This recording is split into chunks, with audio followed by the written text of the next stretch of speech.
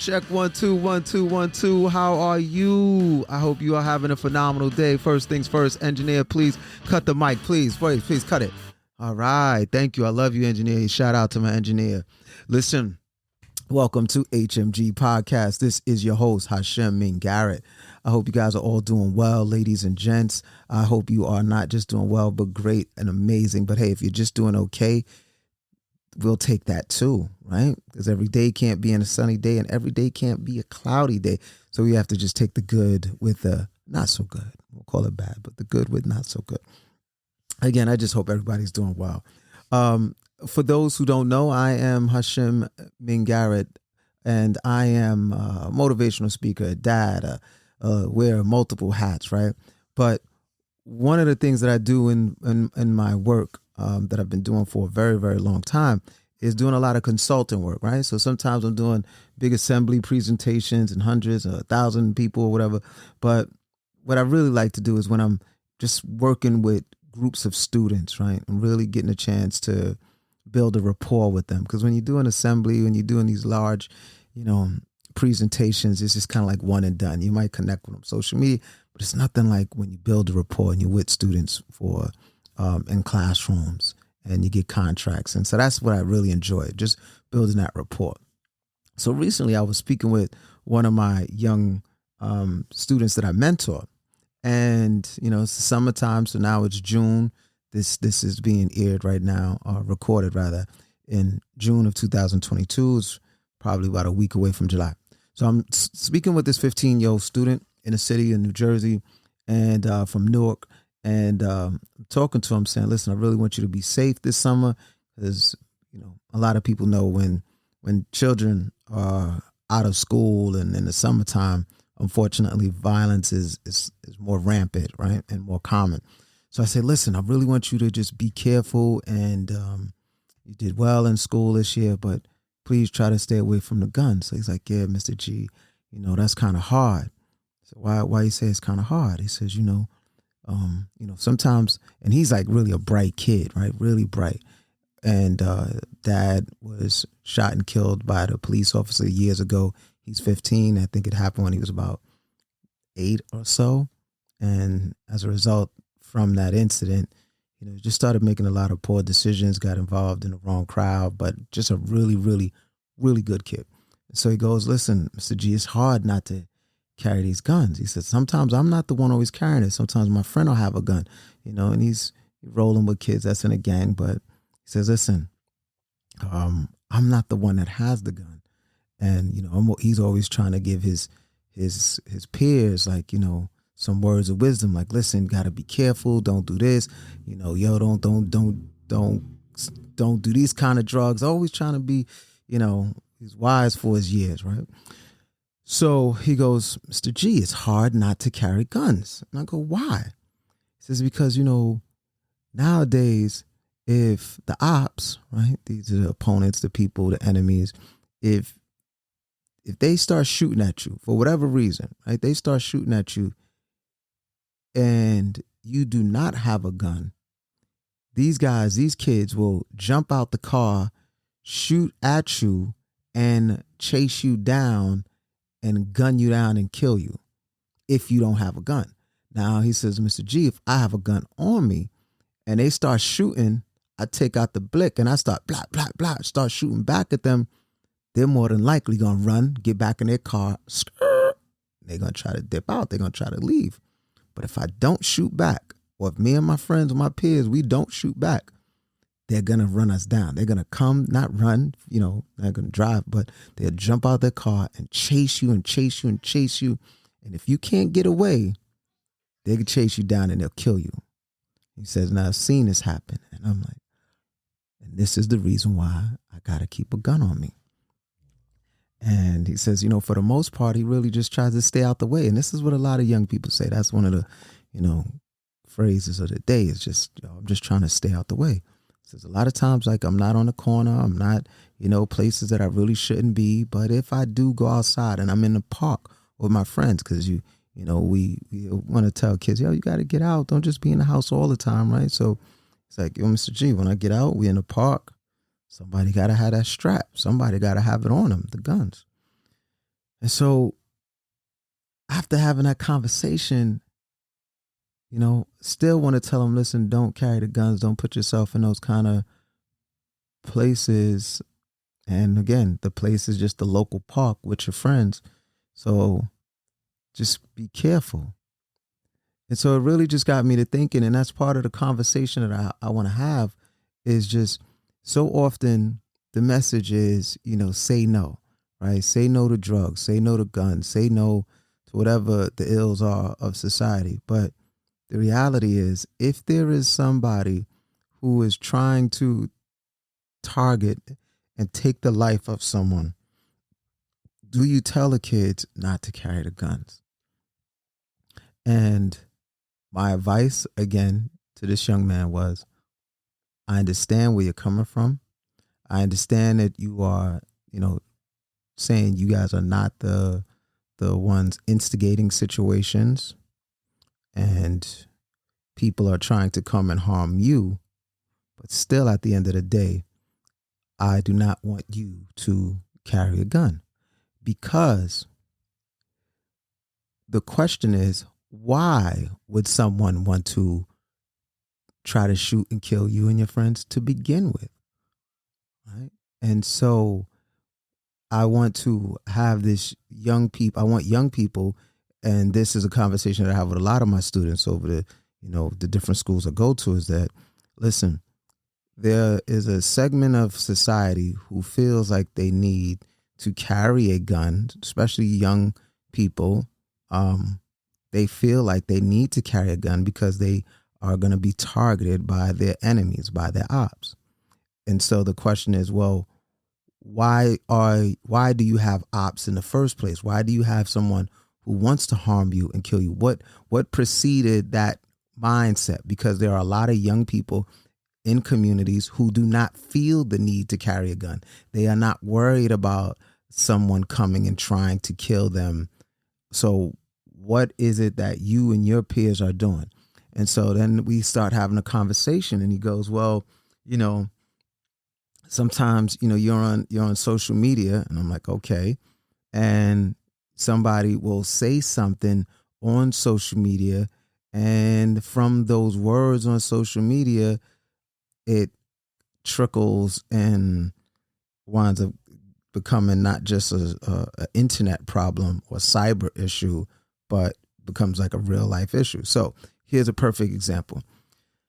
All right, nothing happens in a vacuum. Everything is related, right? For every action is a reaction. So kid is killed, and then the ops, the enemies, the rival gang, somebody else, they jump on someone's live, and they'll create a live. So let's just say, for instance, this particular gang, they kill, the Bloods kill the Crips. I'm just using that for an example, Crips, Bloods, because I know Bloods and Crips are gangs that most people are familiar with. But the reality is, even in Bloods, there's a subset, right?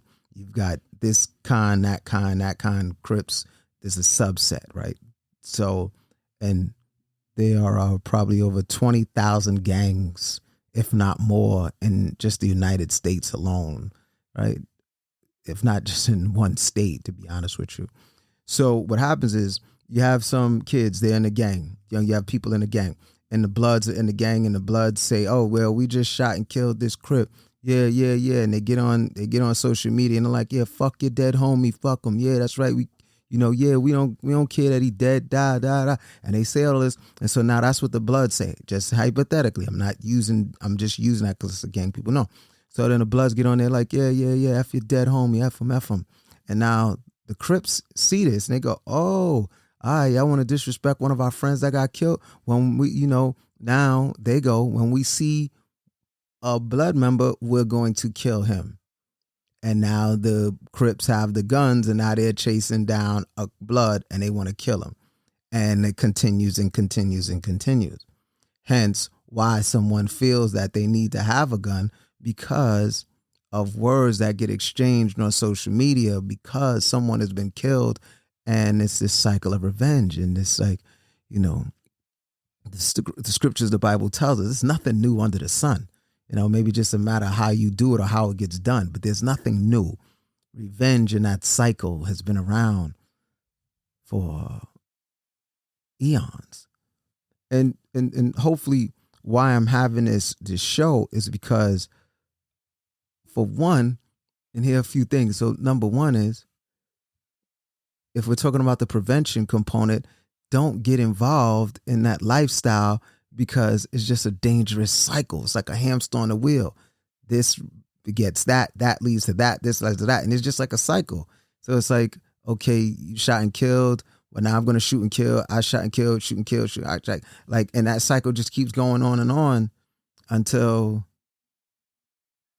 what happens? Oh, until, well, that whole generation dies out? No, because that generation has children, and those children pick up those same kind of maladaptive behaviors of thinking that's the way that we are supposed to resolve our issues. So I'm saying this because, one, don't get involved. That's the prevention. Now, if we're talking about the intervention component, is to say, okay, well, you're in that space. My next conversation that I like to have with young people is, so do you have any other peers that are not in gangs? And they usually say, yeah, I got my friends who like to play ball. They don't do any of that gang stuff. All they do is ball, and everybody knows that's what they into. Well, do you play ball with them? Do you play any sports like they do? Yeah, I play a little bit, but, you know, I don't take it as serious as some of these other kids do. So you have to, you know, like the old saying, stand for something or fall for anything. So you got to really stand on saying, you know, I want to make that transition from being a street guy in gangs and getting money and reputation and, oh, my friend got killed. And if I hear somebody say something about him, yo, we getting the guns. And if we see them, we going to hurt them. Just say, you know what? I got to learn how to let that go, because me riding and wanting to shoot and kill somebody because you disrespected somebody who's dead, well, how does that, one, bring them back? Or I'm not saying what, you know, they making disparaging comments is going to feel good by no stretch of the imagination. But all I'm saying is you got to be pragmatic. You got to be practical and really think like, so what good comes from this?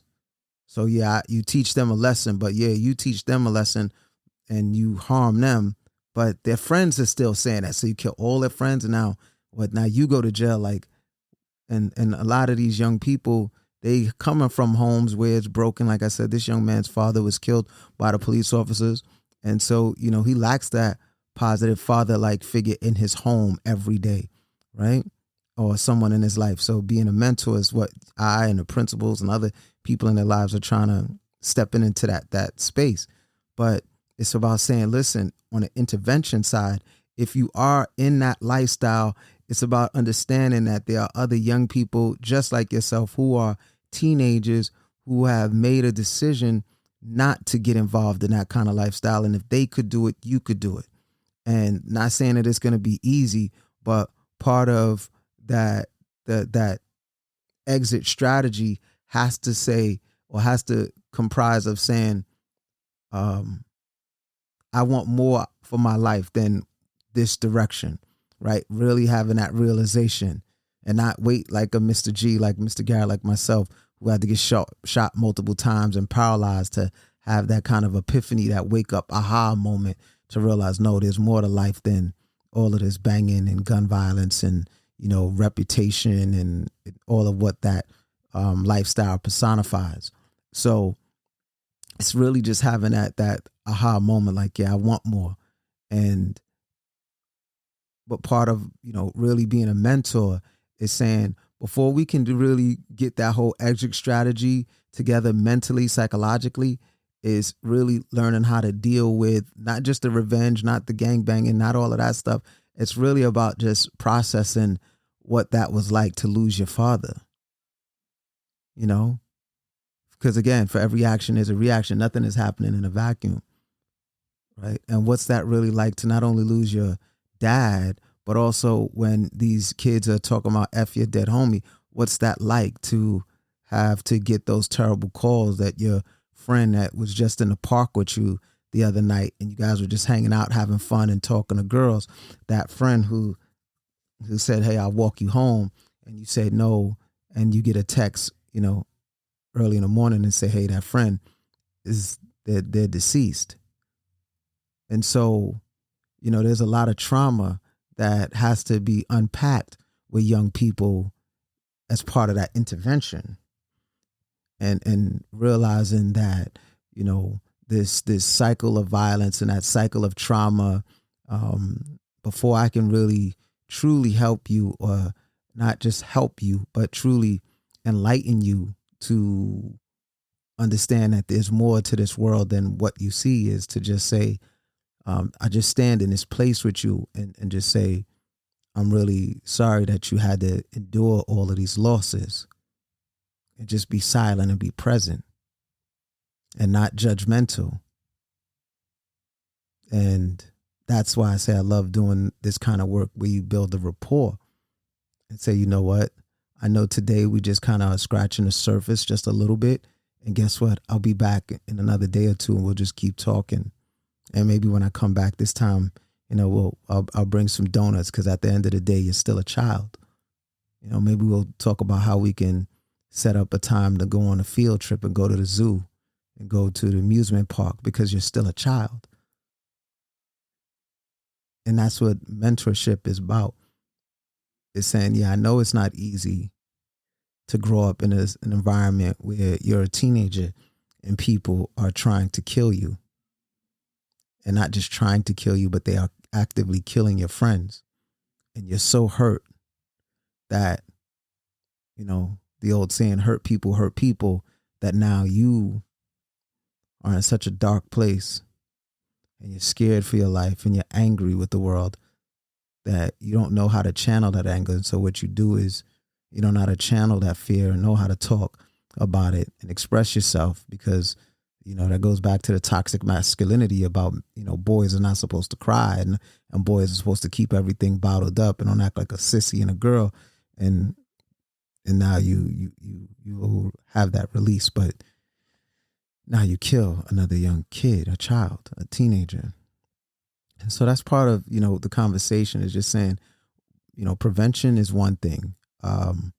But when we really speak about intervention with our young people, it's really about just finding out what kind of trauma, what kind of things that they're going through, and figuring out how to help them through that process. And sometimes we have to kind of go back before we can go forward. So yes, I gave him the advice, don't carry the guns. And he's a sharp kid. And I'm keeping him in my prayers for over the summer. And I'm hoping to see him again in the fall. But, you know, that's why the summertime is such a dangerous time and scary time, is because as we all know, when people don't have anything to do with their time, you know, some very often bad ideas sound like good ideas because you have nothing else to do. So again, I hope that over the summer you can figure out a way to help some young people, because there's a lot of idle time, and understand why it's so important for us to mentor, especially our young people, because of the trauma that they've gone through. So as I started earlier, just saying, when this young man said, listen, this is the reason why I carry a gun, because if I don't, someone will run and chase me and my friends down, stand above us, and shoot and kill us until we're dead. And this is a 14-year-old talking. What do you say? Do you say don't carry a gun? Because this is where he's at. And these are the friends that he has. You know, so whenever we just want to give advice, you know, when we have that rapport with young people and they really throw something back at us, you go, okay, yeah, I get it. So just stay tuned, you know, understand that we have to be a part of the solution. We can't wait for our elected officials to make a difference. Unfortunately, we as a country, we elect the people, and then the elected officials, somehow we have allowed them to think that they are in control. So we have to do a better job as a country to make sure we hold our elected officials accountable, because they would not be in that position, nor could they continue to stay in that position without our support. So again, let's figure out how to be a part of the solution, because unfortunately, just like we blame the politicians, We are a part of the problem. It is not their community, it's our community. It is not their community, it is not my community, it's our community. Stay strong, stay well, stay blessed. Peace.